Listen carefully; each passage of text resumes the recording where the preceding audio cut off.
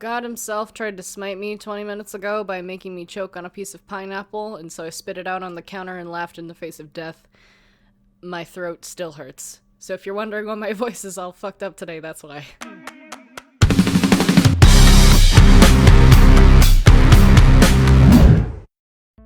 I am sad today, and it's not because of the pineapple. Hi, welcome to the cabin. My name is Mo. I'm a 20-year-old unemployed college dropout who happens to be an artist with painful tendonitis in not only my dominant wrist, but also my left. Ironically enough, that's not why I'm sad. I had an epiphany last night.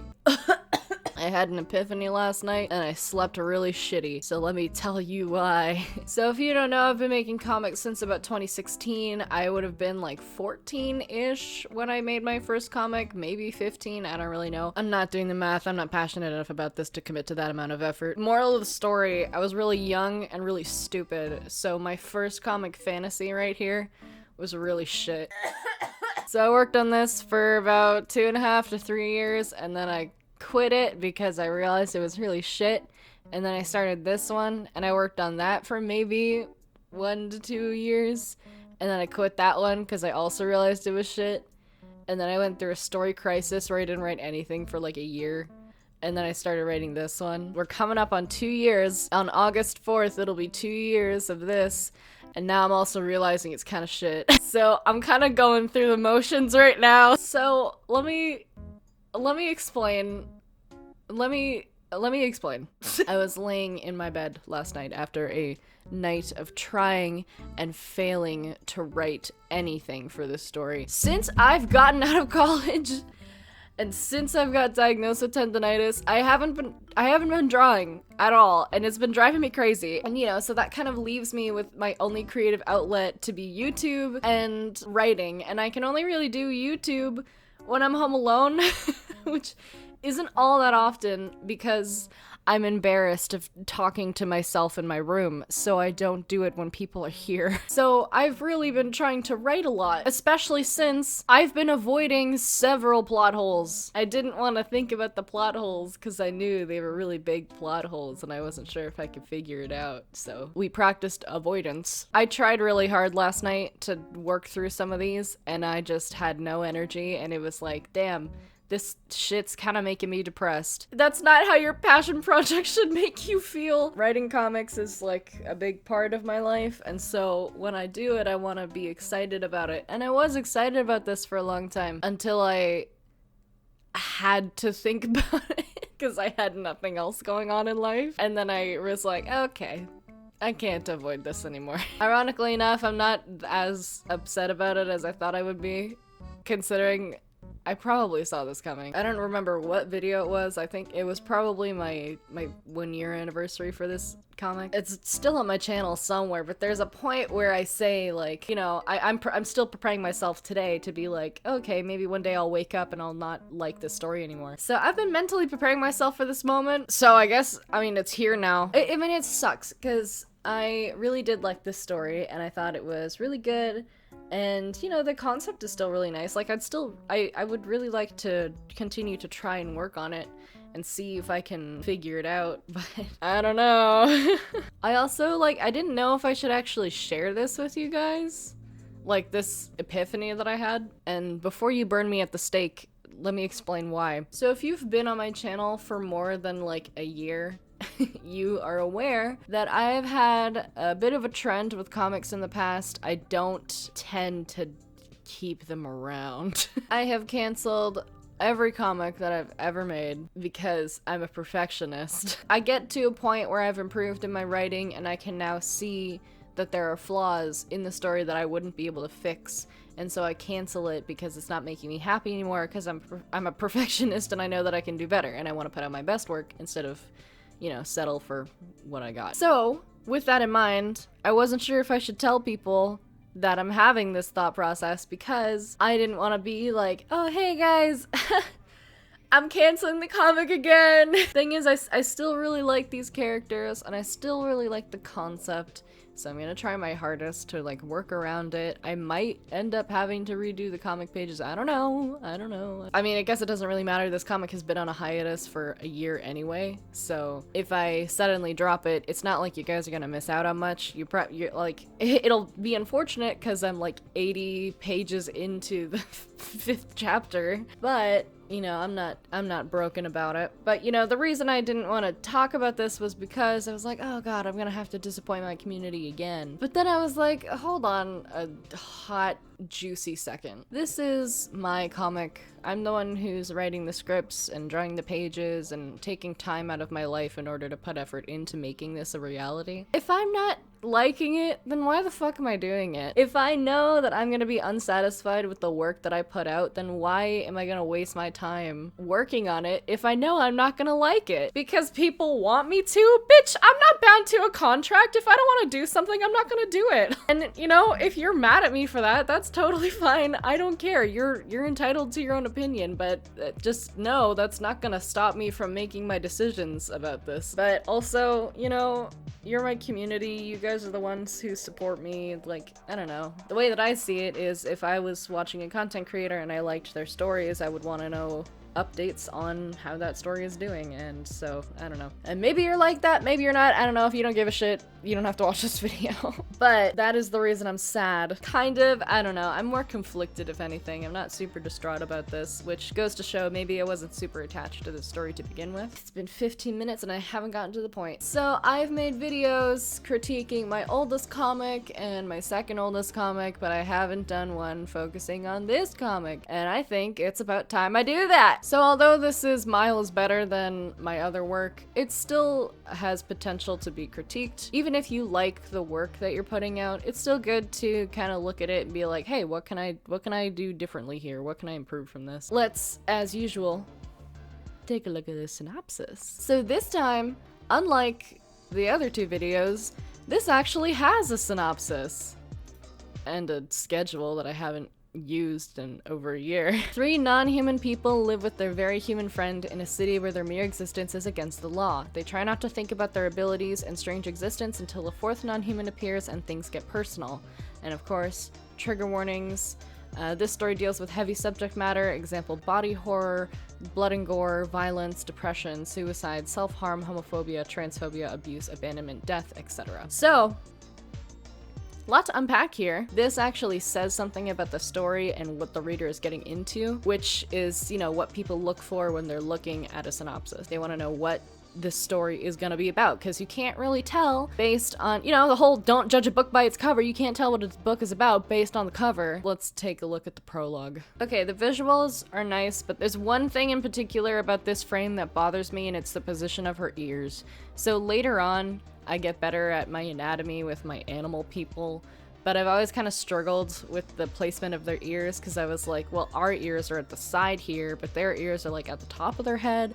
So this to me looks kind of wrong, because like you'll see later on in the artwork, I start to draw their ears at the side of their head where human ears would be, and so this looks wrong to me. Also, you know, at this point I hadn't really given the characters any unique facial structures or anything like that, so she looks very different now than she does look later on in the comic. This is Ronnie, by the way. Okay, so the thing about this is that her character design originally had brown eyes, and I later on changed those eyes to green because they just matched with her character design better. But I didn't know how to explain the fact that her eyes used to be brown but were now a bright color, and so I wrote that off in the story as, oh, their eye color changes when they find each other. That wasn't intentional. That was not a planned thing. That was just me trying to come up with an excuse as for why her design changed. She's basically an alien, and these 3 are also spawns, so they are also aliens. And they're like connected spiritually, so she sees the vision of them and she knows that she has to find these people. Oh, okay, and then she feels a pull. So I didn't really know how to illustrate the pull. The way that the characters word it is, it's an overwhelming feeling that you have to go in a certain direction. I think it's better explained as an intuition, like you get the gut feeling that you need to go in a certain direction, and if you don't go in a certain direction, like something bad is gonna happen. I hope that makes sense. I don't really know how to explain this, but this is how I tried to visualize that feeling. Go, chase the pull, don't ignore it, go to them. I don't really like that. I think I did that like because there needed to be context, like people wouldn't really know what was going on if there wasn't context, which is why in the future I'd probably make the prologue longer and give a different perspective as well. I don't really like that I did that. And funny thing is, I didn't write scripts for this. This was all kind of just improv, and it shows. Chapter 1, Nameless. Cool. I'm not a huge fan of Scott's design.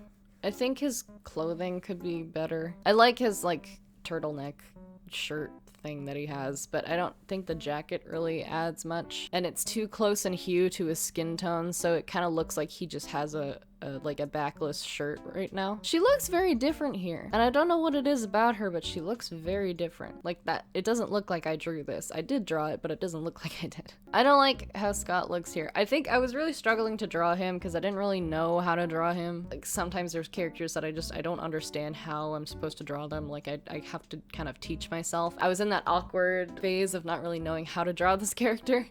So he looks very inconsistent. Try to calm down, Claude. I'm sure there's a logical explanation. I love you and I appreciate your optimism, but I know you don't even believe that yourself, Scotty. Okay, so the reason I did that is because readers don't know who the characters are until they say their name to each other. And that was my way of being like, hey, this character is Claude and this character is Scotty. Well, Scott, but you know, we've only heard his name as Scotty now. All right, I have to talk about this. This is fucking disgusting. I hate this panel so much because the anatomy is just awful. His jaw here looks so wrong. This should have been like kind of going up that way and his jaw should have connected to the lower half of his ear. But it's like going towards the back of his neck. Like that just looks so wrong. Also, he looks so scared. Dude, also, where are his wings too? Like, this is such an inconsistent character design at this point in the story because I had no idea how to draw him. This is what I was going for. And I didn't know what I did differently here, so it's very inconsistent, but this is like my favorite picture of him that I've ever drawn, pretty much. This whole chapter is basically them just trying to figure out what they're supposed to do in this situation. So they took in an injured girl, and she's passed out on their couch, and so they're freaking out, and they're like, God, what do we do? Like, what do we do in this situation? But I feel like that conversation goes on for way too long. Should we call your parents? Maybe they'd know what to do. This doesn't look like Claude. I mean, it's his character design, but it just doesn't look like him. Claude says, I doubt it. All they would do is scold me for taking in a stranger. Scott says, well, we can't call my parents. That could have been done differently too. There are other ways to imply that he has a bad relationship with his parents. That kind of just seems out of pocket because, you know, they're in a relationship. Like, Claude knows that his relationship with his parents aren't good. Like, he would never suggest that. He wouldn't put his partner in that position. It just seems unlikely that this would be part of the conversation. He would never put Scott in that position, and Scott knows that he would never be put in that position. Okay, so let me tell you a little story. So I was like trying to make references to my older comics, and there was always like a freak out scene. In the previous comics, it was the, oh my god, it talks.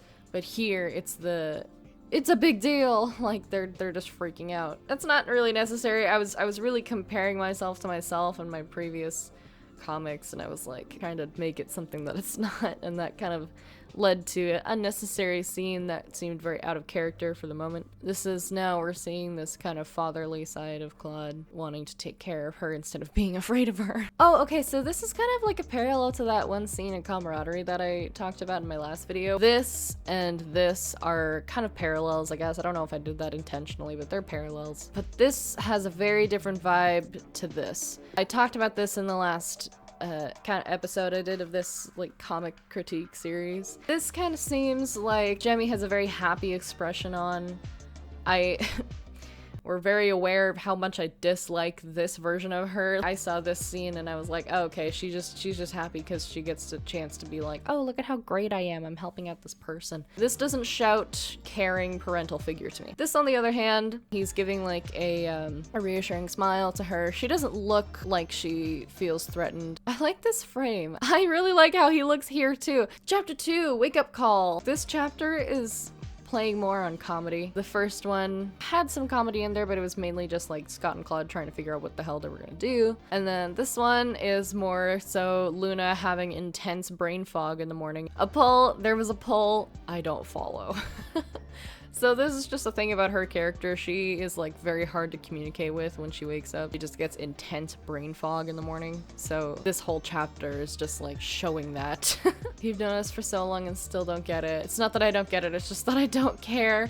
Okay, so that's like supposed to play towards her kind of careless personality. She's a very but that's the thing though, she's not very careless. She's careless in the sense that like she acts like she doesn't care, but she does. But in this scenario though, like knowing what I do now about this story, she wouldn't be careless about this kind of situation. She wouldn't make that kind of remark. She'd listen to him and be like, oh, okay, shit, what do we need to do? Well, you should. Exactly. So here's another thing that I don't like. Here implies that Jemmie and Michelle, the other two spawns, won't feel that pull until they're conscious, which doesn't really make a lot of sense to me, because if they're supposed to get into contact as soon as possible, wouldn't it make sense for them to feel it regardless of if they're sleeping or not? James, focus. What pull? She needs to focus. This is really cute though, I like this. Is it super important? Why are you telling me about this at 2 in the morning? Okay, again, knowing what I do now about this series and like about these characters, this would not exist. This line of text wouldn't exist. Like, she trusts him. She wouldn't question why he's waking her up. Like, she knows if he's waking her up at this time, it's probably something important. Like, I know I was doing this for comedy, but like, it's kind of unnecessary. She says spawn. This doesn't really make sense either, because I decide later on that she's the one who came up with the name for them. Like, she's the one who came up with the nickname Spawn. And so going back, I was like, ah, shit, how do I explain that? So I was like, oh, I know. I'll just give her really bad morning brain fog. That's why she's so disoriented, is because she just woke up. See, okay, this is so, how do I know this isn't some scheme to rummage through my junk? He wouldn't do that! Trust him!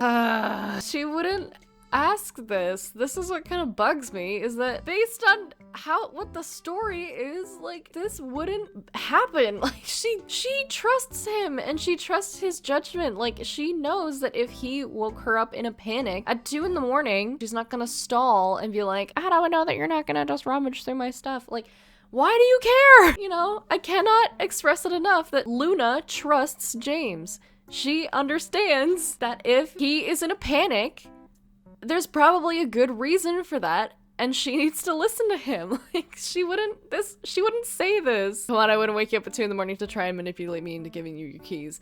Yeah, like, he wouldn't do that. James is a very curious character. He likes information. He likes learning things. So I think that was me trying to push the fact that, like, hey, he's kind of curious, and sometimes that leads to him being kind of nosy. But also, I don't think he would do that. Like, he wouldn't, like, rummage through her storage without her permission.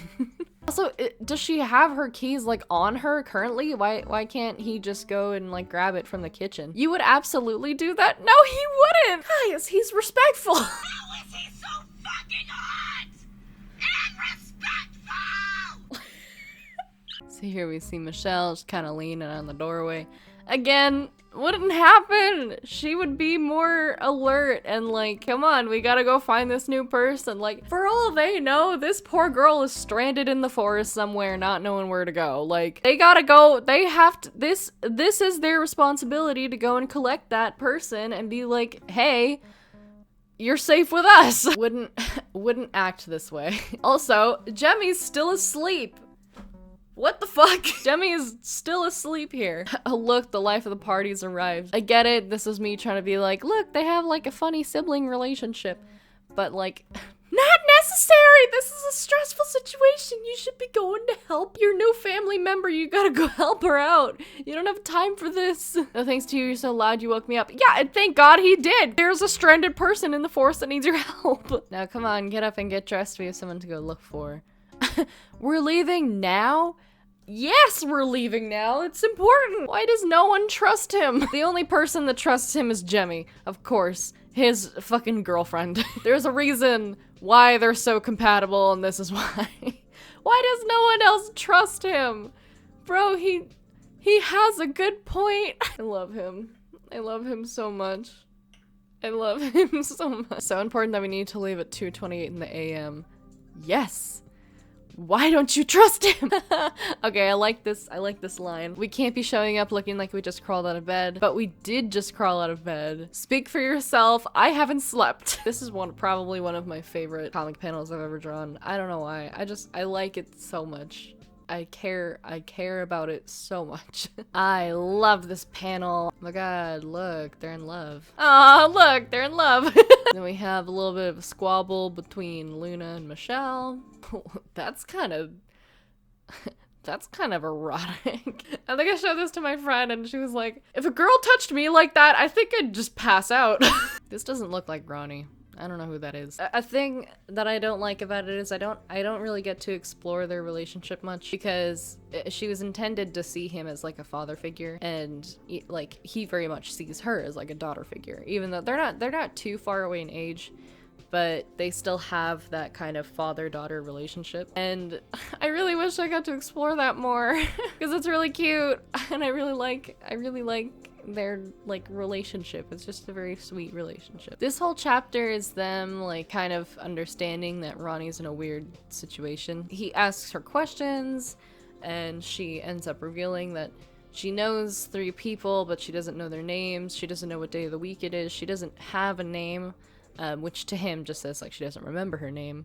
So that is him being like, oh shit, maybe this girl has like a concussion. She's showing holy shit. She's showing signs of having some kind of head injury. He makes a comment saying, you're awfully curious for someone I just met. She kind of experiences a bit of RSD here, assuming that she's doing something bad because he made that comment. I don't know if at the time I intended for this to be RSD, but like it could be taken as RSD, rejection sensitive dysphoria. He reassures her and it's like, well, no, I just, you know, just be careful. He said, like, we found you passed out in the freezing rain, like, that kind of thing doesn't just happen. Again, we see potential RSD here, where she is now assuming that she did something bad. Goodness no, that's just out of the ordinary. She apologizes.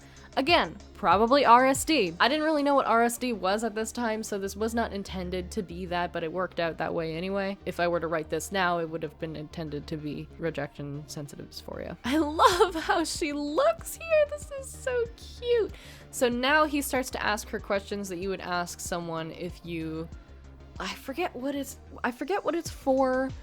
Maybe it's a stroke. I took several CPR classes, but I don't remember if it's specifically, I'm pretty sure it's for a concussion.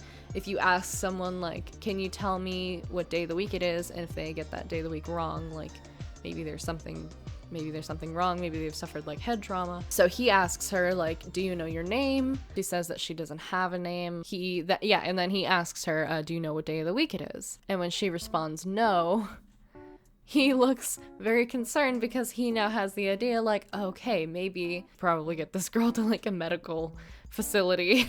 She might need help. Okay, I'm gonna leave this here because I've been recording for like an hour already. My throat still kind of hurts from that goddamn pineapple. Thank you so much for watching. I hope you enjoyed. If you did, maybe consider subscribing. It can help put my work out there and might bring me some cool opportunities. You can find all my socials on screen as well as in the description, along with where you can find and read this comic.